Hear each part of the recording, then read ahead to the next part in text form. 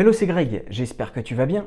Dans cette vidéo, on va voir comment créer son réseau et plus particulièrement comment développer son réseau pour notre activité de marchand de biens. Sache qu'en tant que marchand de biens, on ne peut pas rester tout seul dans notre coin. Il faut vraiment qu'on s'entoure de diverses personnes qui travaillent dans le domaine de l'immobilier. Donc dans cette vidéo, je vais te partager deux choses. Déjà la première, c'est toutes les personnes lesquelles tu vas devoir t'entourer pour ton activité de marchand de biens. Et dans un deuxième temps, je vais te partager 2-3 petites astuces que moi personnellement j'utilise pour pouvoir développer mon réseau sur le long terme. Alors déjà, quelles personnes on va devoir trouver pour développer notre réseau? On va le diviser en 3 parties. Donc la première partie, ce sera tout ce qui est recherche, financement et vente.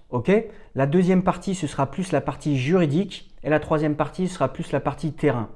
Alors déjà, dans cette première partie, on va l'appeler la partie commerciale. Il va falloir que tu recherches des biens, que tu trouves des biens qui sont intéressants. Et pour ça, il va falloir que tu t'entoures par exemple soit de chasseurs, soit d'agents immobiliers. Ce sont des personnes qui sont en contact directement avec des propriétaires. Donc c'est toujours intéressant d'en avoir plusieurs dans son carnet d'adresses. Ensuite, pour pouvoir financer un bien, il faudra que tu t'entoures bien sûr de banques. Et aussi, ce qui peut être intéressant, c'est que tu aies divers courtiers aussi dans ton carnet d'adresses.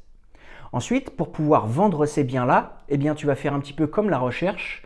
Tu vas soit par exemple les vendre par toi-même, mais l'idéal, c'est que si par exemple tu as un agent immobilier qui t'a apporté une affaire, pour avoir un bon contact avec lui au niveau professionnel, c'est tout simplement de lui redonner cette affaire-là à la vente. Et tu vas voir, il va être content et par la suite, il te rappellera pour te proposer des nouvelles affaires.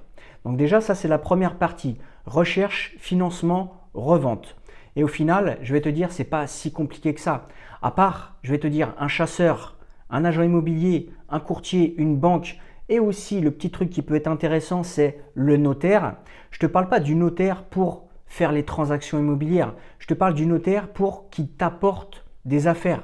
C'est-à-dire qu'il y a des notaires qui sont souvent aussi en contact avec des propriétaires et ils sont susceptibles de te proposer de temps en temps des biens qui peuvent être intéressants. Ensuite, on a la partie juridique. Donc dans la partie juridique, concrètement, quelle personne il va falloir que tu trouves? Je vais te dire le plus important, c'est ton expert comptable. Il va falloir vraiment que tu trouves un bon expert comptable qui a l'habitude de travailler avec des marchands de biens.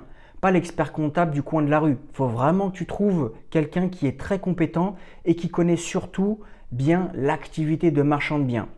Par la suite, avec le temps, selon les types d'opérations sur lesquelles tu te positionneras, tu pourras par exemple t'entourer d'un avocat. Mais je t'avouerai que ça, c'est dans un deuxième temps.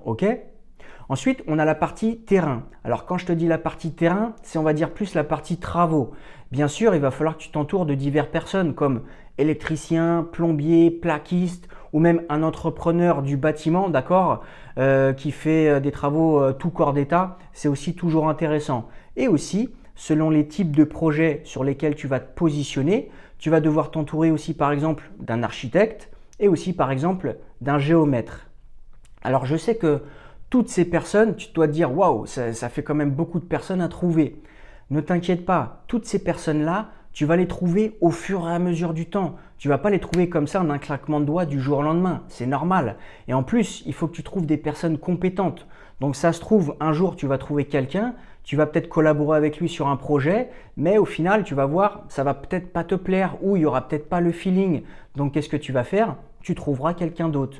Et tu verras que sur le long terme, tu arriveras à constituer ton réseau et à constituer ta petite équipe, qui va te permettre de bien travailler avec ton activité de marchand de biens. Donc dans un deuxième temps, je vais te partager 2-3 petites astuces que personnellement, comme je te dis, moi j'utilise. C'est vraiment des astuces de base. Il n'y a pas de secret, il n'y a rien d'exceptionnel, mais des fois, peu de personnes les utilisent et les mettent en place. Alors déjà, le premier truc, qu'est-ce que c'est? Je vais te dire, c'est le terrain. Alors quand je te dis le terrain, c'est par exemple, moi, j'aime bien me déplacer à chaque fois. Me déplacer pour rencontrer les agents immobiliers, me déplacer soit dans les agences ou soit dans divers événements. Mais dans tous les cas, je me déplace. Par exemple, souvent, pour des ventes aux enchères, je me déplace souvent au tribunal. Mais pas pour la vente, pour consulter les annonces aussi. Parce que eh bien, dans le tribunal, je fais beaucoup de rencontres. Même quand il y a des ventes et que je ne participe pas, j'y vais souvent.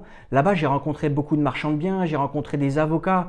Et ça, au final, je vais te dire, c'est toujours intéressant. Quand tu es sur le terrain, tu auras toujours beaucoup plus de chances de développer ton réseau, de développer, on va dire, un petit feeling avec la personne, ok, pour s'échanger ses coordonnées par la suite et peut-être se rappeler sur divers projets. Ok, donc ça, comme je te dis, le terrain, c'est très important.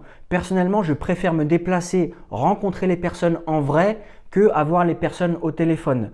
Le téléphone, c'est rapide, c'est bien, mais les gens, ils t'oublient rapidement. Quand les gens ils t'ont vu vraiment de tête à tête comme ça, qu'on a déjà parlé avec toi, les gens, ils ont une image, ils gardent une image de toi, ok? Donc ça, c'est très important. Et aussi, le petit truc, je vais te dire, qui ne mange pas de pain, il y a peu de personnes qui l'utilisent parce qu'ils trouvent que c'est à l'ancienne, mais la carte de visite.